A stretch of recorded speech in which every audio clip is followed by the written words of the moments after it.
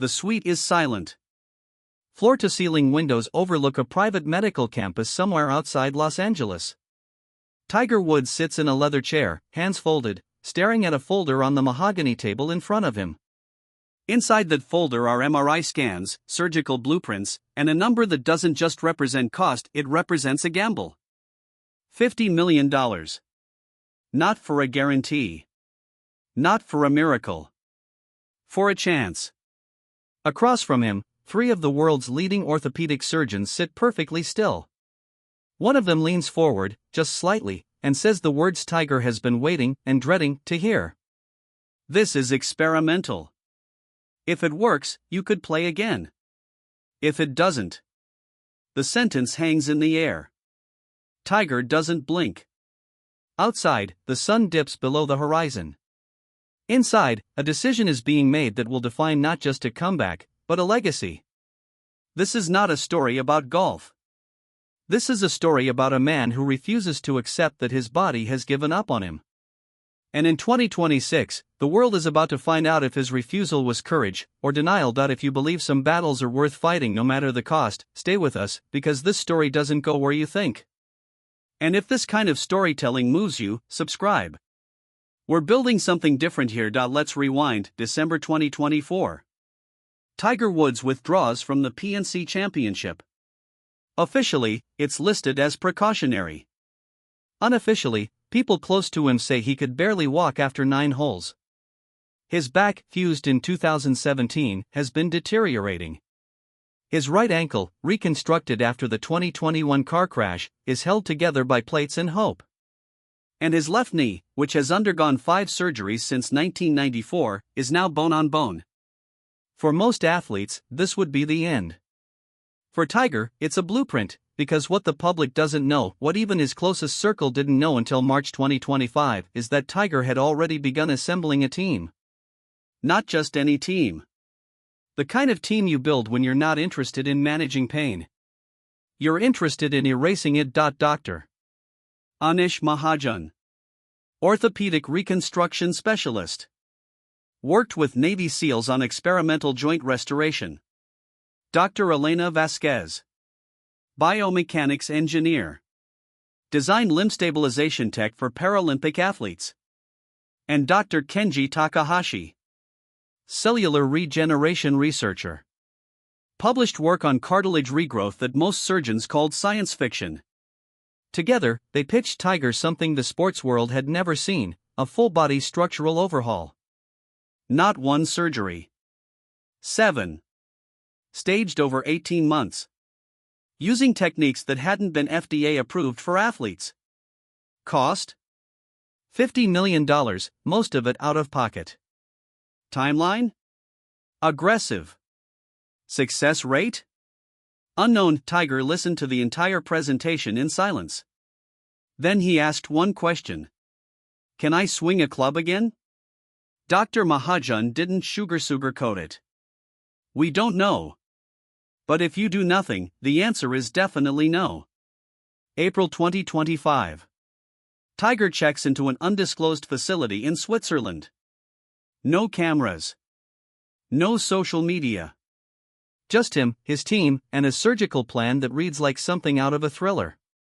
Phase 1, spinal realignment using robotic-assisted microfusion. They're not just stabilizing his lower back, they're rebuilding the biomechanics of his entire spine, vertebra by vertebra. It's a 16-hour procedure. Tiger wakes up in a room with no windows. He's told not to sit up for 72 hours. He doesn't. But his eyes are open. And they're not looking at the ceiling. They're looking at a photograph taped to the wall across from him. It's a picture of the 18th green at Augusta. And underneath it, in his own handwriting, 2 words, not yet. Recovery is brutal. He's relearning how to stand. How to balance. How to breathe without his ribs pulling against surgical mesh. And yet, when Dr. Vasquez visits him in week 3, she finds him doing isometric core holds in bed. She doesn't say anything. She just adjusts his monitors and walks out. But later, she'll tell colleagues, I've worked with Olympians. I've worked with soldiers. I've never seen someone that determined to suffer correctly. June 2025. Phase 2 begins. Right ankle reconstruction. They're removing the old hardware, plates, screws, all of it, and replacing it with a bioscaffolding implant designed to integrate with bone tissue over time. It's lighter, stronger, and completely unproven in a rotational athlete. The risk? If his body rejects it, he'll never walk without a cane. Tiger signs the consent form without reading it. While he's under, his team has a conversation he'll never hear. Dr. Takahashi pulls Mahajan aside. His pain tolerance is masking the data. He's not reporting half of what he's feeling. Mahajan nods. I know. So what do we do? Mahajan looks through the glass at Tiger, unconscious on the table, and says something that will define the rest of this journey. We trust him to know his own body better than we do. It's a strange moment of faith. Not in science. In will.by August, Tiger is walking again. Not well. But walking. He's in physical therapy 6 hours a day. Most of it is agony. Some of it is just tedious. But there's a shift happening that even his doctors didn't predict. His body is starting to remember. Not what it used to be, but what it could be. During one session, his PT asks him to rotate his torso, just a test of spinal mobility. Tiger rotates. Then keeps rotating. Further than he has in 8 years. The PT stares. Tiger doesn't smile. He just says, again. And that's when people who know him start to realize, this isn't rehab. This is reinvention. September 2025. Tiger posts a photo on Instagram. It's vague, a gym floor, a pair of shoes, no caption. But eagle-eyed fans notice something. In the reflection of the mirror, there's a golf club leaning against the wall. The internet explodes. Speculation runs wild. Is he swinging again? Is this real? His team says nothing. But privately, Dr. Vasquez runs a gait analysis on him using motion capture tech. Her report is leaked 6 months later, and it changes everything. Tiger's biomechanics, his hip rotation, weight transfer, spinal load distribution, are better than they were in 2019. Not the same. Better, how is that possible? Because they didn't just fix him. They optimized him. And now the question isn't whether he can play. It's whether the sport is ready for what he's about to become. Have you ever watched someone refuse to be defined by their limitations? Drop a comment if you've seen that kind of fight in yourself or someone you know. Because what happens next will make you rethink what the human body is capable of. October 2025. Phase 3. Left knee. This is the big one. Bone on bone means no cartilage. And without cartilage, every step is joint grinding on joint. So they do something radical. They inject Tiger's knee with a synthetic cartilage matrix embedded with his own stem cells. The goal? Regrow what's been lost. It's never been done in a professional athlete. The recovery window? 4 to 6 months. Tiger gives himself 3. During this time, something breaks. Not physically. Mentally. He's alone most days. His kids visit on weekends. His ex-wife calls to check in. But the rest of the time, it's just him and the pain. And one night, in November, he sits in his rehab suite and stares at his hands. These hands have held 15 major trophies. These hands have signed autographs for millions. And right now, they're shaking. Not from weakness.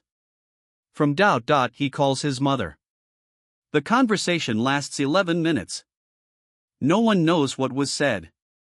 But the next morning, he's back in the gym. And this time, there's something different in his eyes. Not hope. Certainty. December 2025. Tiger's team conducts a full-body stress test. Swing simulation. Impact resistance. Rotational velocity. The results are sent to a third-party lab for verification because even his own doctors don't believe them. Tiger Woods, at 49 years old, with 7 major surgeries in 18 months, is generating clubhead speed within 4% of his peak in 2000. His spine can handle torque loads that would injure most healthy 30-year-olds. And his knee, the one that was bone on bone, is showing signs of cartilage regeneration visible on MRI. Dr. Takahashi sits in his office, staring at the scans, and says out loud to no one, "This shouldn't be real." But it is, and now, the world is about to find out. January 2026. Tiger Woods announces his return. Not to a press conference. Not to a major outlet. He does it the only way that makes sense. He enters the Genesis Invitational, his own tournament. And he doesn't say a word about the surgeries. He doesn't mention the $50 million. He just shows up. Practices for 2 days. And on Thursday, February 13th, he tees off in front of 12,000 people who have no idea what they're about to witness. First hole. Par 4. Tiger steps up. The crowd goes silent. He sets his feet, takes a breath, and swings. The sound is unmistakable. That crack. That pure, violent, beautiful crack of club meeting ball at 122 miles per hour. The ball sails 310 yards, dead center fairway. Tiger watches it land. Then he turns. And for the first time in 2 years, he smiles. Not a media smile. A real one. By the end of the day, he shoots 68. 4 under par. Not a victory. But not a farewell tour either. This is a man playing like he has something left to prove. And maybe he does. Because over the next 3 months, Tiger plays in 8 events. He makes 7 cuts. He finishes top 20 in 4 of them. He's not winning. Not yet. But he's competing. And that, in itself, is a medical miracle. Then comes the question everyone's asking. Why? Why $50 million? Why 18 months of agony? Why risk everything for a game you've already conquered? The answer, when it finally comes, isn't what anyone expects. It comes during a quiet moment after the Masters. Tiger finishes T19. Respectable. Emotional. And as he's walking off the course, a reporter asks him the question. Was it worth it? Tiger stops. Looks at him. And says, I didn't do this to prove I could still play. I did it to prove I could still choose. And that's the real story. Not the comeback. The choice.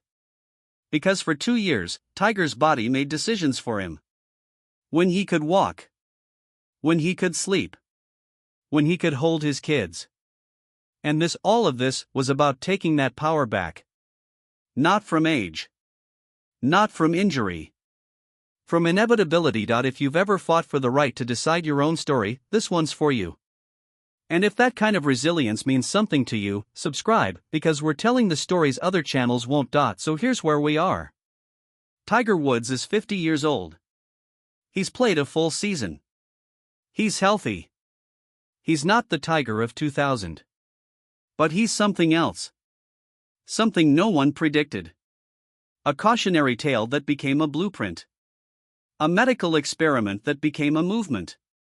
And in 2026, the question isn't whether he can win again. It's whether we're ready to stop underestimating him, because every time we do, he finds a way to make us remember. Not who he was. Who he still is, and maybe that's the point. Not to chase greatness. But to refuse to let go of it until you decide you're done. On your terms. In your time. With your hands still on the club, Tiger Woods didn't just come back. He rewrote the ending. And whether he wins another major or not, he's already won the only battle that ever really mattered. The one against his own limitations. The one we all face. The one most of us lose. But not him. Not yet. Not ever.